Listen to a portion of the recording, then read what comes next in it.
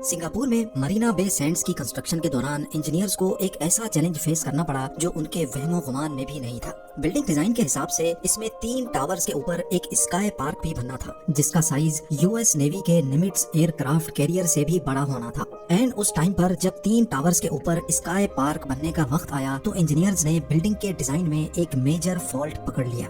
Fault ये था कि तूफान की सूरत में तीनों टावर्स के टॉप वाले हिस्से 200 मिलीमीटर तक झूल सकते हैं, और इस कंडीशन में अगर इसके ऊपर लाखों टन वजनी स्काई पार्क बनाया गया तो इसमें मौजूद 15 लाख लीटर पानी से भरे स्विमिंग पूल में किसी भी वक्त क्रैक पड़ सकते हैं, और इसके नतीजे में जो तबाही होगी उसको इमेजिन करना भी काफी मुश्किल है। एक तरफ इस प्रोजेक्ट पर सालों की मेहनत और लाखों डॉलर लग चुके थे, तो दूसरी तरफ स्काई पार्क के आइडिया को स्किप करना भी पूरे स्ट्रक्चर की ब्यूटी को दांव पे लगाने जैसा था। कुछ तो ऐसा करना था जिससे तीनों टावर्स तूफान में बेशक स्विंग करें, लेकिन उसके ऊपर बने स्काई पार्क और स्विमिंग पूल को बाल बराबर भी नुकसान न पहुंचे।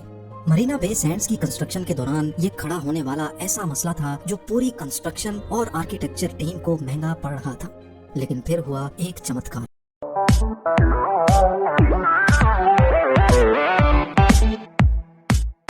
सिंगापुर एक ऐसी कंट्री है जिसमें सिर्फ एक ही सिटी है, और वो है सिंगापुर। क्योंकि ये पूरी कंट्री ही इतनी छोटी है कि इसका एरिया इंडिया के शहर मुंबई से थोड़ा बड़ा, जबकि पाकिस्तानी कैपिटल इस्लामाबाद से भी छोटा है। सिंगापुर मरीना बे सैंड्स दुनिया के कई कॉम्प्लिकेटेड कंस्ट्रक्शन प्रोजेक्ट्स में से एक है, और इसी वजह से इसको इंजीनियरिंग का मास्टरपीस भी कहा जाता है। इंजीनियर्स को सिर्फ एक बिल्डिंग नहीं बल्कि पूरी 3 बिल्डिंग्स खड़ी करनी थी। ऐसी बिल्डिंग्स जिसका एक हिस्सा झुका हुआ होगा, और वो भी दूसरे हिस्से की सपोर्ट में।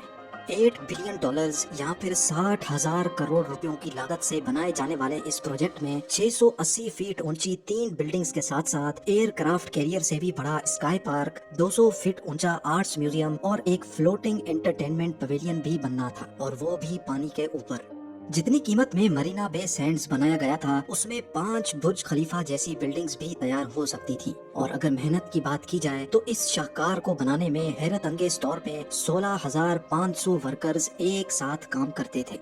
समंदर के किनारे गीली मिट्टी पर फाउंडेशन बनाने से लेकर एक खास एंगल पर कर्व्ड शेप स्ट्रक्चर और उसके ऊपर एक अनोखा स्काई पार्क बनाने तक कंस्ट्रक्शन वर्कर्स और इंजीनियर्स को कई ऐसे चैलेंजेस का सामना करना पड़ा जो न सिर्फ उनकी लाइफ का पहला चैलेंज था, बल्कि आज से पहले ऐसे चैलेंजेस का दुनिया के किसी प्रोजेक्ट में सामना नहीं किया गया था। आइए एक एक करके इन तमाम चैलेंजेस और उनके सॉल्यूशंस पर नजर डालते हैं। Challenge number 1, Marina Bay Sands को बनाने के पीछे अमेरिकन बिजनेस टाइकून और लास वेगस सैंड्स कॉर्पोरेशन के मालिक शेल्डन एडल्सन थे, जिनका शुमार फोर्ब्स मैगजीन की रिचेस्ट लिस्ट में भी होता रहा है। एडल्सन यहाँ एक ऐसा प्रोजेक्ट बनाना चाहते थे जो सिंगापुर की पहचान बन जाए। अब जाहिर है इस किस्म का प्रोजेक्ट बनाने के लिए उसका डिजाइन भी काफी तगड़ा होना चाहिए। इस काम के लिए मोशी सेफ्टी जैसे आर्किटेक्ट से बेहतर कोई और ऑप्शन नहीं था, जिनके कर्व्ड डिजाइन्स होते तो कमाल के हैं, पर साथ साथ मुश्किल भी बहुत होते हैं। कई महीनों की मेहनत के बाद सेफ्टी ने तो अपना डिजाइन पेश कर दिया, लेकिन इस डिजाइन ने कंस्ट्रक्शन टीम के लिए एक बड़ा चैलेंज खड़ा कर दिया। कंस्ट्रक्शन टीम के हिसाब से इस प्रोजेक्ट को बनाने में कम से कम 7 साल लगेंगे, लेकिन शेल्डन एडल्सन इस प्रोजेक्ट को सिर्फ और सिर्फ 3 साल के अंदर बनवाना चाहते थे। इन्हीं 3 सालों के अंदर ये पूरा प्रोजेक्ट, इसके तीनों टावर्स, इसका इंटीरियर, म्यूजियम, फ्लोटिंग पवेलियन और सबसे मुश्किल स्काई पार्क भी बनाना था। ये चैलेंज एक्सेप्ट करना ही कंस्ट्रक्शन टीम के लिए एक बहुत बड़ी अचीवमेंट थी। चैलेंज नंबर 2, कंस्ट्रक्शन जिस साइट पर की जानी थी वहाँ की जमीन समंदर की वजह से सॉफ्ट चीकी मिट्टी से भरी पड़ी थी, जिसको इंजीनियर्स मेरीन क्ले कहते हैं। ये मेरीन क्ले बहुत सॉफ्ट होती है और यहाँ कंस्ट्रक्शन करना तो दूर की बात, इस पर चलना भी बहुत मुश्किल होता है। अगर मेरीन क्ले से सही तरह नहीं निपटा गया तो ये पलट कर वार भी कर सकती है, जैसा सिंगापुर के ही निकोल हाईवे के मामले में देखा गया था। मेरीन किले की खास बात यह होती है कि अगर इसको एक्सकवेटर की मदद से खोद कर निकाला जाता है तो आसपास की किले उस गड्ढे को फौरन पुर कर लेती है। लिहाजा 200 मीटर ऊंचे 3 स्ट्रक्चर्स की फाउंडेशन बनाने के लिए जरूरी था कि कोई ऐसा ठोस सॉल्यूशन निकाला जाए कि जब फाउंडेशन के लिए खुदाई की जाएगी तो आसपास की किले एक्सकवेशन साइट पर ना गिरे। इसके लिए इंजीनियर्स ने 1.5 मीटर मोटी कंक्रीट वॉल बनाने का फैसला किया, जिसको डायाफ्राम वॉल भी कहा जाता है। 4000 मीटर की डायाफ्राम वॉल को जमीन के अंदर 50 मीटर की गहराई तक बनाया गया और फिर एक्सकेवेटर की मदद से इसके अंदर से मरीन क्ले को निकाल लिया गया। میرین کلے کو راستے سے ہٹانے میں ہی انجینئرز کو پورا 1 سال لگ گیا، یعنی اب ان کے پاس پروجیکٹ کو کمپلیٹ کرنے میں صرف 2 سال کا وقت بچا تھا۔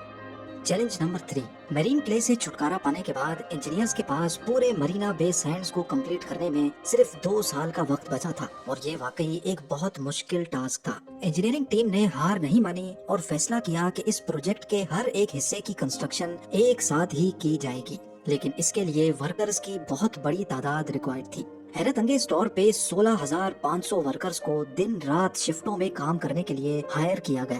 ورکرز کی اس آرمی کو مینج کرنا اور ان کو وقت پر کھانا کھلانا بھی خود سے ایک بہت بڑا ٹاسک تھا، جس کے لیے دنیا کی سب سے بڑی کینٹین بنائی گئی۔ اس کینٹین میں ایک دن نہیں، صرف ایک وقت کا کھانا بنانے میں $82,500 یا پھر 61 لاکھ روپیوں کا خرچہ ہوتا تھا۔ چیلنج نمبر 4، تینوں ٹاورز کو بنانے میں کمپلیکیشن یہ تھی کہ ان کا ایک حصہ بالکل سیدھا جبکہ دوسرا حصہ ایک خاص اینگل پہ کروڈ ہوگا، اور دونوں حصے ایک دوسرے کی سپورٹ میں کھڑے ہوں گے۔ یہ ڈیزائن کی حد تک تو کافی آسان تھا، لیکن اس کو پریکٹیکلی بنانا ایک ایسا چیلنج تھا جو آج سے پہلے کسی نے بھی نہیں کیا تھا۔ اگر اس کو پراپر پلاننگ اور کیلکولیشن کے ساتھ کنسٹرکٹ نہیں کیا گیا تو کروڈ حصے کے وزن سے سیدھا والا حصہ ٹوٹ بھی سکتا ہے، جیسا کہ اس ڈومینو ایفیکٹ میں آپ دیکھ سکتے ہیں۔ اس ڈیزائن کو پریکٹیکل شکل دینے کے لیے انجینئرز نے ایک بڑا زبردست طریقہ ڈھونڈ لیا۔ کنکریٹ بلاکس کی مدد سے ہر 4 دنوں میں ایک فلور کھڑا ہوتا گیا، کروڈ حصے کے اندر سپورٹ کے لیے اسٹیل وائرز ڈالی گئیں، اور جیسے جیسے بلڈنگ کی ہائٹ بڑھتی گئی ان دونوں حصوں کو اسٹیل فریم کی ٹیمپرری سپورٹ بھی دی گئی۔ 23rd فلور پہ جہاں کروڈ حصہ دوسرے حصے سے آ کر ملا، وہاں بھاری بھرکم اسٹیل ٹرس کی مدد سے دونوں حصوں کو آپس میں جوڑ دیا گیا، اور پھر سپورٹ کے لیے لگائے گئے یہ اسٹیل فریم ہٹا دیے گئے۔ چیلنج نمبر 5، پورے 1.5 سال گزر چکے تھے، مرینا بے سینڈز کی تینوں بلڈنگز، آرٹس میوزیم اور فلوٹنگ کرسٹل پویلین کی کنسٹرکشن کمپلیٹ ہو چکی تھی اور ان کی فنیشنگ کا کام چل رہا تھا، لیکن ایک حصہ بننا ابھی بھی باقی تھا، اور وہ تھا 1115 فیٹ لمبا اسکائی پارک، جس کو 200 میٹر اوپر تینوں ٹاورز کی ٹاپ پر بنانا تھا، اور اس کام کے لیے انجینئرنگ ٹیم کے پاس صرف 6 مہینے بچے تھے۔ دنیا بھر میں لگژری ہوٹلز اور ریزورٹس میں باقی تمام فیسلٹیز ہونے کے ساتھ ساتھ کافی اوپن اسپیس بھی ہوتی ہے، جس میں کم از کم گارڈنز اور پولز بنائے جاتے ہیں، لیکن مرینا بے سینڈز کیونکہ ایک کافی تنگ جگہ پر بنایا جا رہا تھا، اسی وجہ سے یہاں کوئی اوپن اسپیس نہیں تھی۔ یہی وجہ تھی کہ ڈیزائن بناتے وقت یہ فیصلہ کیا گیا تھا کہ ان تینوں ٹاورز کے اوپر ایک بہت بڑا اسکائی پارک بھی بنایا جائے گا، جس میں 150 میٹر لمبا infinity pool, gardens, open air restaurants, yoga centre اور سنگاپور کے 360 ویوز دیکھنے کے لیے ایک شاندار آبزرویشن ڈیک بھی بنائی جائے گی۔ لیکن عین اس ٹائم پر جب اسکائی پارک بننے کا وقت آیا تو انجینئرز نے ایک میجر فالٹ پکڑ لیا، جس کی وجہ سے اسکائی پارک کی کنسٹرکشن ڈیلے ہو گئی۔ کیونکہ تینوں ٹاورز ایک دوسرے سے انڈیپینڈنٹ بنائے گئے تھے، یعنی ان تینوں کا آپس میں کوئی کنیکشن نہیں تھا، اسی وجہ سے انجینئرز کا خیال تھا کہ تیز ہواؤں کے دوران یہ تینوں الگ الگ ڈائریکشن میں سوئنگ کر سکتے ہیں، اور اگر اس کنڈیشن میں ان کے اوپر اسکائی پارک بنایا گیا تو یہ بہت بڑی تباہی کو دعوت دینے جیسا ہوگا۔ انجینئرز کا یہ جو خیال تھا، اس کو پروف کرنے کے لیے پروجیکٹ کے ماڈل کو ونڈ ٹنل ٹیسٹ سے گزارنا بہت ضروری تھا۔ سی پی پی ونڈ انجینئرنگ کمپنی کی مدد سے ماڈل کے اندر ویک پوائنٹس پر پریشر سینسرز لگائے گئے اور اس کو آرٹیفیشل ٹائفون سے گزارا گیا۔ افسوس کے ساتھ رزلٹ پازیٹیو آیا۔ ونڈ انجینئرز نے ایگزیکٹلی بتایا کہ طوفان کی صورت میں تینوں ٹاورز کے ٹاپ 200 mm تک جھول سکتے ہیں، یعنی تقریباً ایک موبائل فون کی لمبائی سے تھوڑا سا زیادہ۔ کہنے میں تو یہ اتنا بڑا سوئنگ نہیں ہے، لیکن کنکریٹ کی نیچر ہی ایسی ہوتی ہے کہ وہ فلیکسیبل نہیں ہوتا، تھوڑا سا بھی پریشر کنکریٹ کریک کر سکتا ہے۔ اگر اس کنڈیشن میں اسکائی پارک بنایا گیا تو طوفان کے دوران اس میں بنے 150 میٹر لمبے انفینٹی پول میں کریک بھی پڑ سکتے ہیں، اور اسکائی پارک کا بڑا حصہ ٹوٹ کر گر بھی سکتا ہے۔ یہ خبر ملتے ہی پوری کنسٹرکشن اور آرکیٹیکچر ٹیم کو گہرا صدمہ لگ گیا۔ ایک طرف 16,500 ورکرز کی 1.5 سال کی محنت لگ چکی تھی تو دوسری طرف کروڑوں ڈالرز بہائے جا چکے تھے۔ پچھلے 1.5 سالوں سے ورکرز، اسٹاف اور انجینئرز کی تینوں ٹاورز کے ساتھ ایک ایموشنل اٹیچمنٹ ہو چکی تھی، لہٰذا بلڈنگ کو توڑ کر دوبارہ بنانا تو کسی بھی صورت پاسبل نہیں تھا۔ انجینئرز کو ہر صورت کوئی ایسا سولوشن تلاش کرنا تھا جس سے ٹاورز اگر سوئنگ بھی ہوں تو اسکائی پارک کو کوئی خطرہ نہ ہو۔ کئی مہینوں کی محنت کے بعد آخر کار ایک سولوشن پلان کیا گیا۔ برج انجینئرنگ ٹیکنالوجی کو استعمال کر کے موومنٹ جوائنٹس انٹروڈیوس کرنے کا فیصلہ کیا گیا۔ जिसमें पूरा स्काई पार्क तीनों टावर्स के ऊपर एक स्टील ब्रिज के ऊपर बनाया जाएगा। इस स्टील ब्रिज में खास किस्म के मूवमेंट जॉइंट्स रखे जाएंगे जो 250 mm की मूवमेंट बर्दाश्त करने की काबिलियत रखेंगे।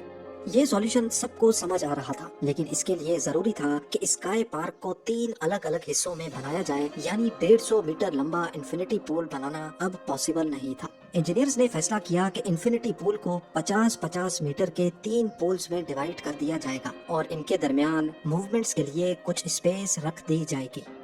चैलेंज नंबर 6, स्काई पार्क के स्टील ब्रिज की कंस्ट्रक्शन में टोटल 1400 टन वजनी स्टील इस्तेमाल होना था, यानी दुनिया के सबसे बड़े कार्गो प्लेन एंटोनोव 225 मिरिया जैसे 2 जहाजों जितना वजन।